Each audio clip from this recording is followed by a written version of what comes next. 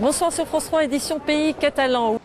Un enseignement plus long, mais avec une pratique sur le terrain beaucoup plus réduite. C'est ce que prévoit la réforme sur la formation des futurs instituteurs. Une réforme contestée par l'ensemble des directeurs d'IUFM.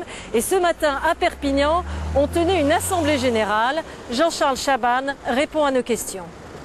Jean-Charles Chaban, bonjour. Alors, en quoi finalement cette réforme pourrait-elle brader la formation d'enseignants ?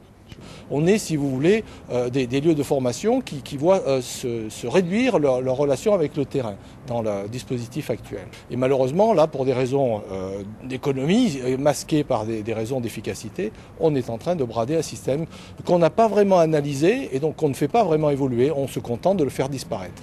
Quelles conséquences cette réforme pourrait-elle avoir sur l'éducation auprès de l'enfant, de l'élève ?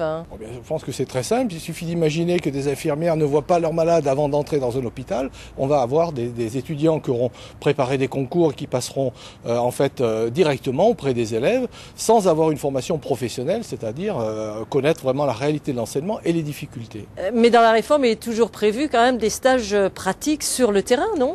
Elle est toujours d'actualité, mais elle est réduite en volume et elle est dispersée sur des années. Les étudiants devront à la fois faire cette formation professionnelle en stage, préparer un master avec un mémoire par exemple qui prendra beaucoup de temps et passer un voire plusieurs concours parce que le système est fait pour permettre aux étudiants de préparer à la fois les concours du premier degré et ceux du second degré. C'est beaucoup de choses faites une même année.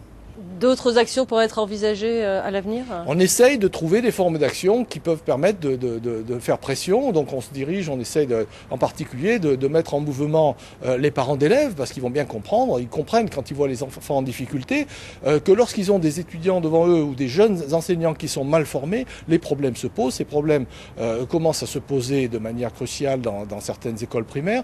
Ils se posent aussi surtout au collège par exemple où sans doute là se concentrent les plus grandes difficultés de l'enseignement dans le monde d'aujourd'hui, quoi.